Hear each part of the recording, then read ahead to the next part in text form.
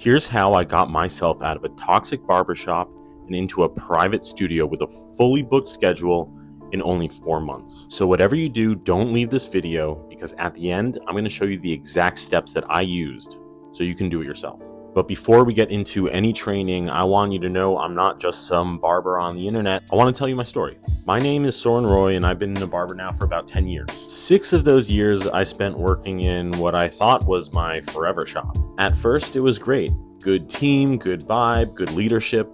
But over the years, it started to feel more like a corporate machine than a place for real barbers. It basically turned into like a high-end supercuts. I mean, we mostly had inexperienced barbers who I loved to teach, but wasn't getting paid to do so. Then there were the guys my age. They'd been in the commission trap for so long, they resented themselves and sucked to be around. Even worse was that most of them didn't even seem to mind giving away 50% of their commission to the barbershop. Every day, I felt like I was wasting my energy for someone else. It felt like I cared more about that shop than the owners did. And that caring was kind of used against me to get more time, more free labor, more emotional labor, more of my life out of it. And eventually, when I got overlooked for a promotion in the education department, the same department that I helped build and trained most of the barbers at the shops in, that's when I knew something had to change. But the final straw, money started missing from my paychecks. When I brought it up to management, they acted like I was being crazy, until I found the proof. For months, I'd not been receiving my full commission. And that's when it hit me, They really only cared about me as long as I kept my mouth shut and kept cutting hair. They didn't want to have to do any extra work, look into any of my complaints, or really anything to help me do my job. I was just a cog in their machine. They didn't care about me. They'd replace me the second I stopped playing along. But honestly, I was scared. I had no idea how to bring in clients on my own. I was afraid that leaving would maybe reveal that I wasn't as good as I thought I was, or that my clients didn't really like me enough to follow me. I worried about losing the minimal benefits the shop offered me. Nobody told me not to leave. In fact, it seemed like everybody else kind of wanted to, but nobody was willing to do anything about it. One day, I looked around and thought, if I don't do something, I'm going to be here in 5 years, doing the same thing, feeling the same way. And that fear finally hit harder than that fear of leaving. So I started to learn what it would take to run my business through social media. My brother had been doing it for his tattoo business for years. If he could pull in tattoo clients through Instagram, why couldn't I pull in haircut clients? I started studying the theory behind social media. What gets the algorithm to move? What gets someone to click book now on a haircut? I started posting simple, quick content that I could film right there in the shop while I was working. No staying late, no coming in on my days off. I needed this to work with my schedule, not against it. As my skills as a content creator grew, I started making more and more complex videos. Eventually, I developed a system that allowed me to create 3 types of content off of one client. That's when things started to get easier and really take off. Then a couple of videos hit big. Clients I'd never met before started finding me on Instagram, TikTok, coming from out of town. It felt like sorcery. That's when I made a big decision that most barbers would be scared of. I niched down to just one kind of haircut. And I know it sounds crazy to only focus on one kind of haircut rather than be everybody's barber, but that move turned me into the go-to barber for mullets in my area and attracted a ton of clients who either wanted to try a new style or already had a mullet and needed an expert to keep it up.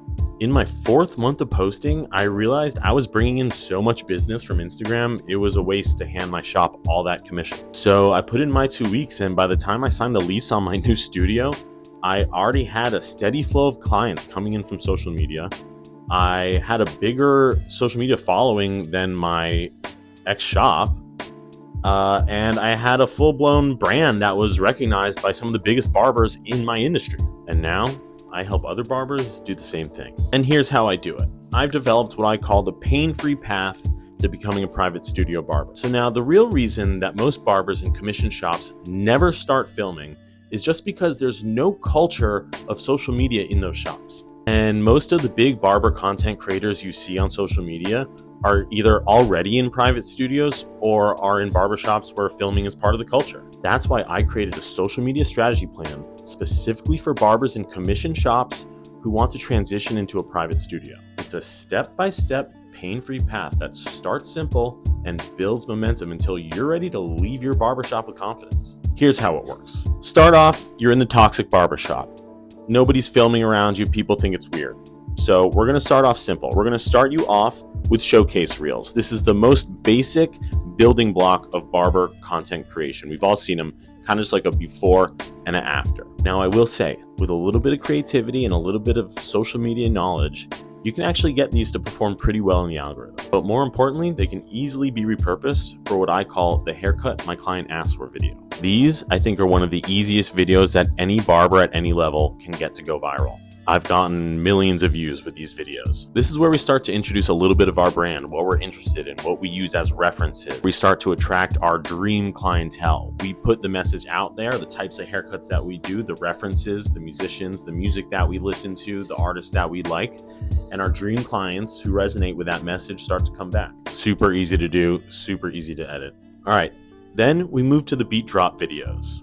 And this is where we start to show a bit of ourselves on the camera. People start to get a sense of our relationship with our clients. Are we playful? Are we serious? What kind of music are we pairing these videos to? All of that starts to build our brand and our relationship to the viewer. Now, once we've mastered these first 3 steps, we're pretty much set up to do any type of content. And so we move into the more complex stuff. By this point, we're comfortable talking to clients, we're comfortable asking them to film, we've got our lighting set up, we've got our backdrop all set up, we've got everything in place. So now we're really ready to just start knocking out of the park with these consultation videos. And now the consultation videos is where I really popped off. Here, we're talking to our clients. People are really getting to know who we are and how we work, right? They're gonna decide, do I wanna get my hair cut by this person? Not just do I want that haircut, but do I wanna spend time with this person? And I don't think I need to tell you, but these obviously have a great ability to go viral. But you do have to know how to pace them, how to edit them, how to script out the consultations. And now finally, we have voiceovers. Now these can be great for barbers who aren't that comfortable being on camera, but I will say they take a little bit more work when you're in the commission barbershop because they do require you to have your lighting a little more dialed in, your angles a little more dialed in, and your filming just a little more dialed in. So that's why I personally leave them till the end. And then finally, we have our exit strategy. We move. At this point, you've got a steady flow of clients coming in through social media.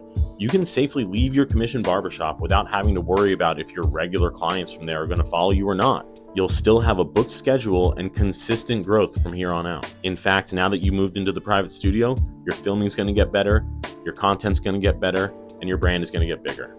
You're going to be respected by more barbers, people are going to look up to you, and you're going to feel better about yourself for having done what you always wanted to do. So now you've got 2 options.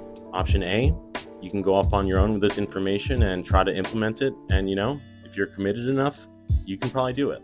Or option B, you can get help and coaching from me. Because 9 times out of 10, barbers who take option A rarely take the first step and rarely get into action. The truth is, this stuff can be pretty freaking hard to navigate on your own without a mentor. And that's exactly what we do inside of the Be Your Own Boss program. This is a 6-month program designed to bridge the gap between you and moving into a private studio. It starts off with 90 days of one-on-one coaching.